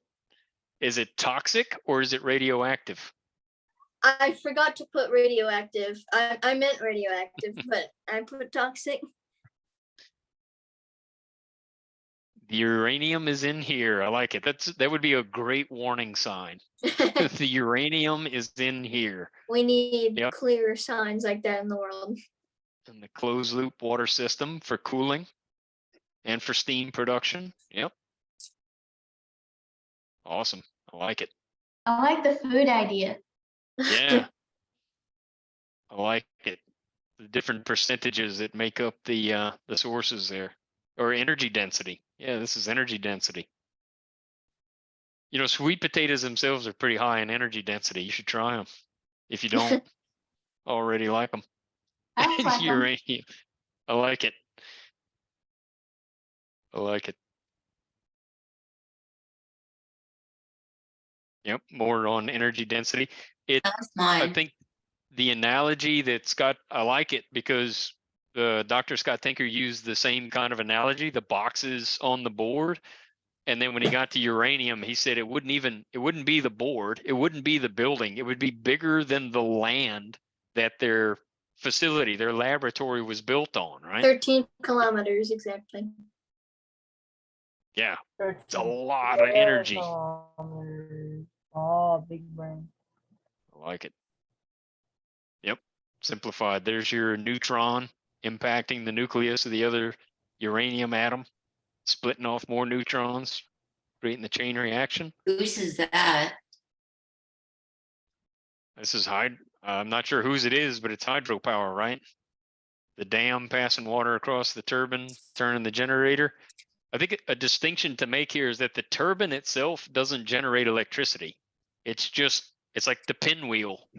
When you hold up the hairdryer, it turns the pinwheel, but the pinwheel shaft has to be connected to a generator, which is the conductor loop inside the magnetic field that actually creates the electricity, right? Mm-hmm. Turbine is really just a fan. It's a fancy system of fan blades. This could work. Yeah, running water out of a tank across a turbine connected to a generator. I like that. Oh, I love this Hey. one. Oh, that's so cool. I like it. I made a You got mistake those on stuffed it. animals? I'm a big teddy bear. Oh, I like this one. Looks like somebody actually printed out some drawings. Either they are very good hand Wow. sketch Shading artists. and I drawing. am horrible at drawing, so I printed a lot of diagrams and then just cut them all apart and stuck them back together. I love it. It's an energy collage. Yeah, I like it. Very creative. And that was the last one we had. Good job, guys.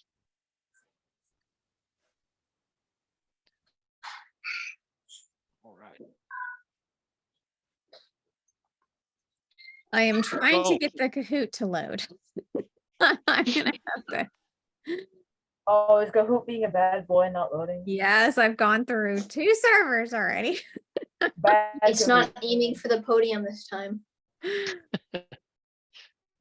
So, Good luck in the after Kahoot, Getting guys. ready. Kahoot As is always, so rude. It's a blast. Oh yeah, we're Best just of in the luck. Kahoot. And and thank then you we're for done. your class. You're Thank welcome. you. We'll see you Bye. next Time week is for the finale. Study hard. And if you Bye. have See any you questions, tonight, let us fellas. know. Bye. Bye. aim for the podium next time. Kahoot is so rude with that. Aim for the podium next time. Yeah. Aim for the podium next I time. think All that's right. Emma.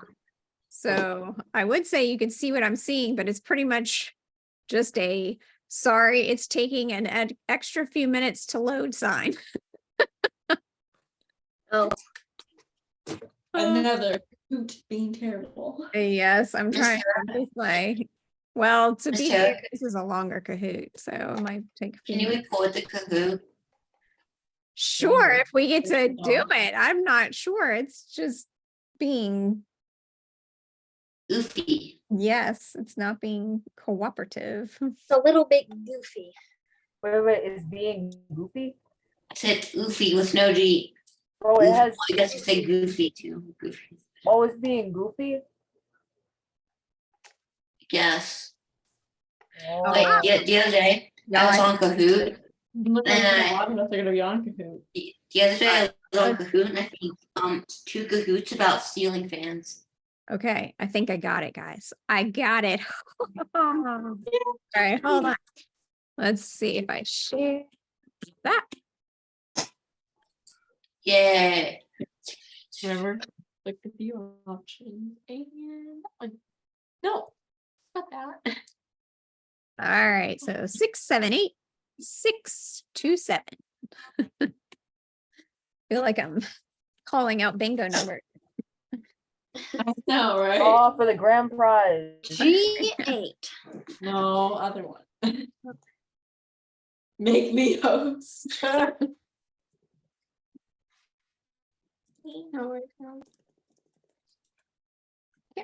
Oh, there it is. Aim for the podium. Who's aim for the podium? That's Uh, me. No. Ah. It always puts people as the most random thing. Oh, it's just No other one. Where's the- where's the other people? one? Where? Got back. Aw, okay. Cool. What? Yay. Bingo. I don't know how many people we have on still. We have 7, Okay, including, so it would So be it'd be 6 six. participants. 6, So okay. 2 more. Hello there, young Chevrolet. Do you accept quests? Who's make me host? I don't know. All right, so we're missing 1. Who needs extra time? I think I do. Okay, Oh no, I'm not. No, I'm not playing. I'm just here listening in. you're not gonna play with? Because, Oh no, never mind. I'm no, not. in. because I well, am I did in. my computer this time, so I can't do it there. I can't do it here.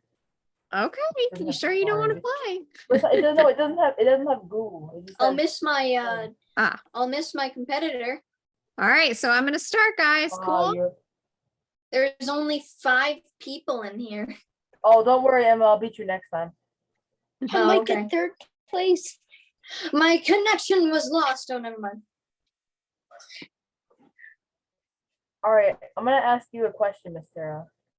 Is Canadian internet reliable? No. Just simple as that? No. No. All right. Ooh, let's all go live in Canada. No, Optium. I'm on the podium. I'm on the podium, I Okay. thought I was on the podium. Everybody's, well, but there I'm should be a also lot on of the people. No. podium. I'm 1 point behind someone.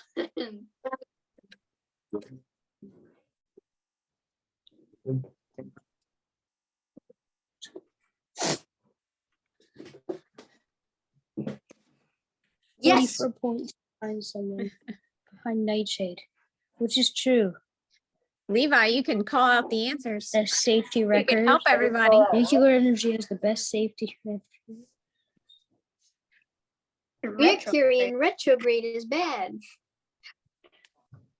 Yo, Cole has the best safety record.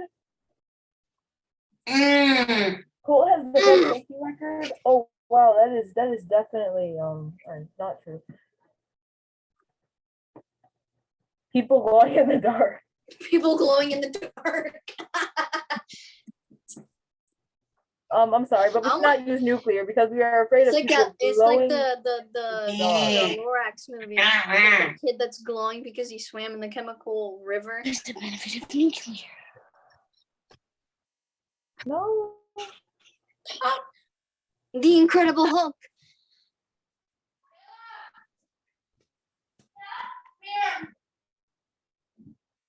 Oh, I answered wrong. I'm gonna get. Oh, I'm still on No. the podium. I did too. Nightshade passed me. For the who is aimed for the podium? That's me. Oh. Spent nuclear. Spicy. Spicy. Why is it spicy? Why do I keep getting wrong ones? I don't know. Sounds like a personal problem. Uh-oh.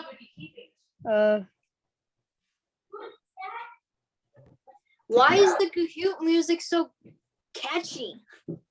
I don't hear any music. Well, my mom is in the other room, and the Kahoot music is just boom, boom, boom.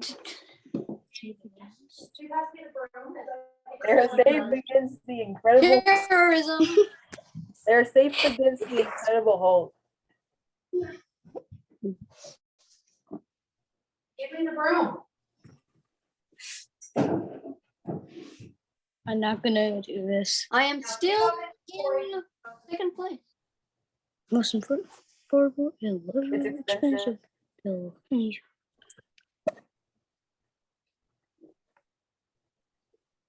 Make me host. But you,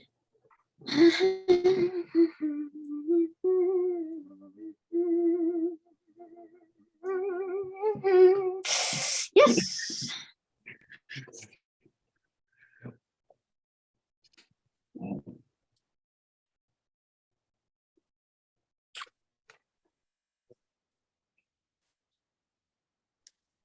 What I want to know is how Stego and Venom answer so quickly that they get more points than me. you should see Gavin and Graydon. Like, yeah, this is true. Those kids can destroy you. I mean, like, I don't think I've ever. I don't think I've ever won a game a couple times. In a row. Hair dryers. I picked red. Yes. Yeah. I picked yellow. Vintage wind turbines. Quick spill, no emissions. Birds love them. Birds They're, love them. they're small. They Picked a bill. quick spill, no emissions. She'll go. You're doing Bush. See, there's only 5 people. Oh, never mind. You just broke that kid's heart. 25th Street. What does 25th Street. 25th Street have to do with this? I guess on Christmas it's windy.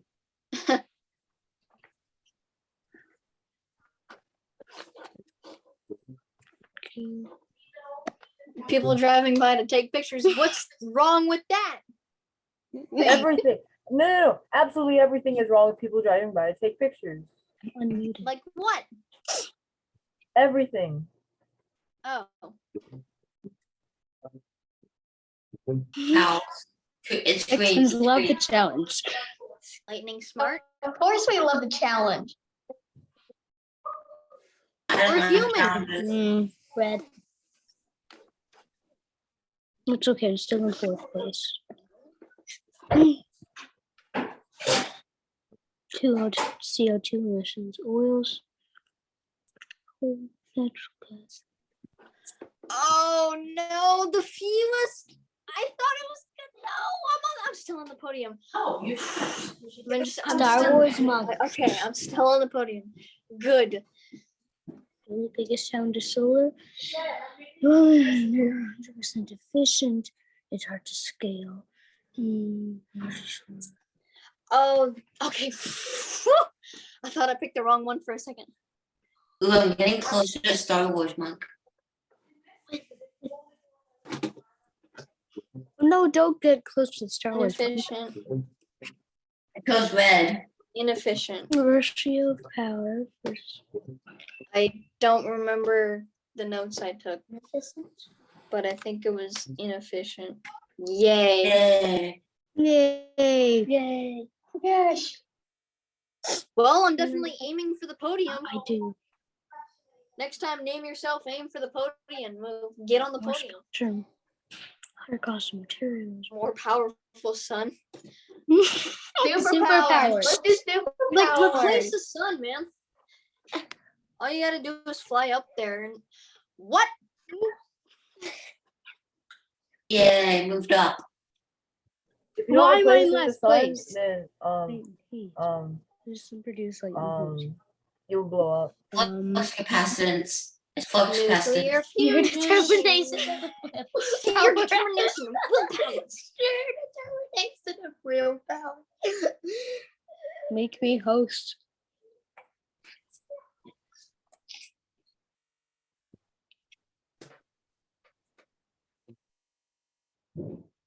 Cybernetics.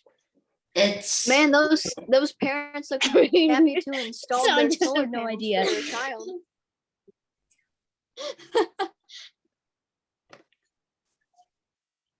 They really don't, do they?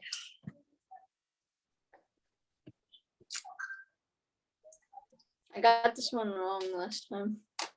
Concentrate to create heat that generates steam. Lasers. I think I chose the wrong one. Lasers. Lasers. Yeah, I chose the wrong one. Everyone, I'm in fourth place now. everyone keeps doing Woo. the weird ones. We're only on question 24. What's a Oh, 24? we got him first. One game of Fortnite. Approximately one game.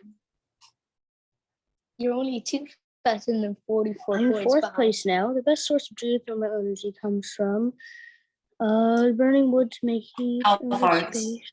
Yo, I figured it out. Outer space. I figured it out. It would, if everybody in the world started pedaling on a bike, it would power exactly one game of Fortnite. Mr. Streak is 9.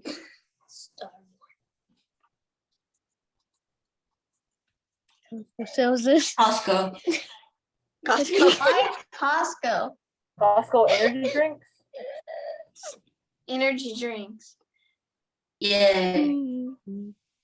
Or the Costco energy drinks.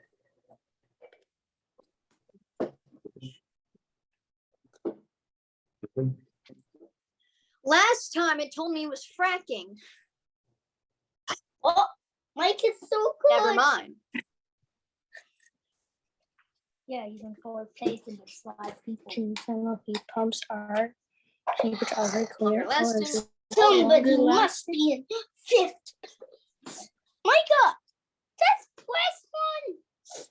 But I might get it wrong if I press the wrong one, so I have to read them all. Or at least read most of them. One more questions. How Yeah, is you this know no what? What's ethanol again? Sugar distilling That's crude more oil, specific. Extraction. nuclei, hydraulic fracture. I think it was I think it's distilling from it. crude oil. No. I knew it was sugar. I knew it was sugar. How is biodiesel Well, made? What's it? Running a diesel engine backwards. Conversion of soy. How did you do that? That's running a diesel engine backwards. If I get this wrong, I'm gonna be very mad. There we go. Bread. Like, wait, Emma, how mad? How Oh, mad? I'm getting pretty good. I Wait, are would you in punch Benefits of, no, my almost. plushie. How they can be used in synthesize and crier. Walk about in the treetops when the wind blows the quail will. It's always red. The biggest challenge to Biggest biodiesel challenge. was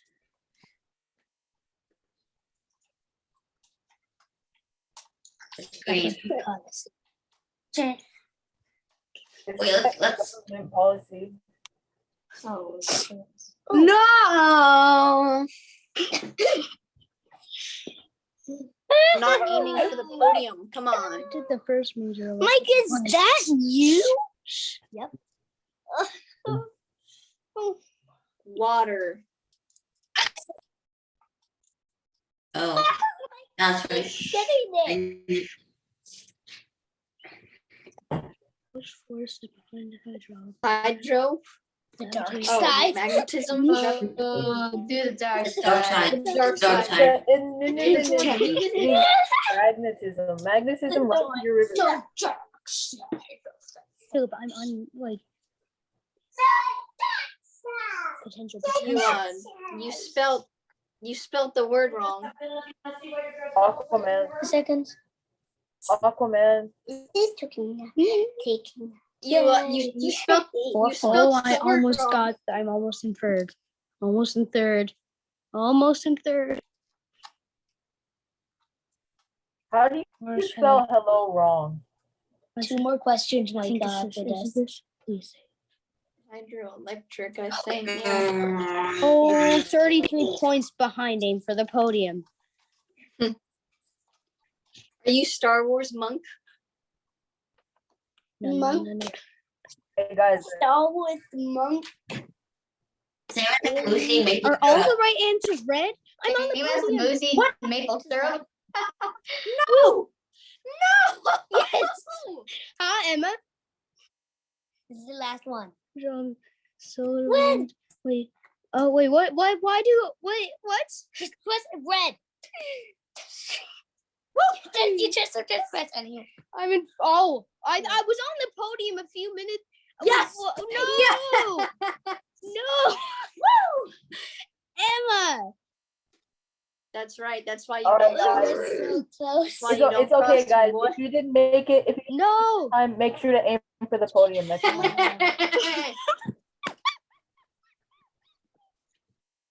Great Good job. game. Lexi Good Debbie. job, guys. That's so funny. Good game. Wait. Miss Taylor, don't stop recording until you actually. First time we ever got first. Almost got third. Yeah. Almost. So wait, who got first? Almost. We got first. All And right. only Yeah, one I question just- wrong. I got. Nice. I passed Emma once. Well, I Nice. saw you didn't answer the last one. All four were correct. So if you would have just answered one of any of those answers, you would have been on the podium. Me. That's okay. You'll redeem yourself next time. You can aim for the Wait, podium. did it give the sad aim for the podium next time message? Yeah. That is Well, so guys, annoying guys, though. it's okay. It is. Because like what was I trying to do? Not What do you aim think for- we were doing? Oh, I thought you were What- aiming. what did you think we were doing? Playing Fortnite? Yes, they were Yeah, playing exactly one game. Back to launch 15 Take me with the home. bombs in the Middle East? Make me host. No. Oh, No. You keep so trying Miles has become every the- single time. Why It's not do you gonna- want to be Yo. host? I'm trying to figure that out. Why? If you Because of didn't the power. you're playing exactly one game of power. Fortnite, what you're supposed to be learning. Because of how much power you get when you are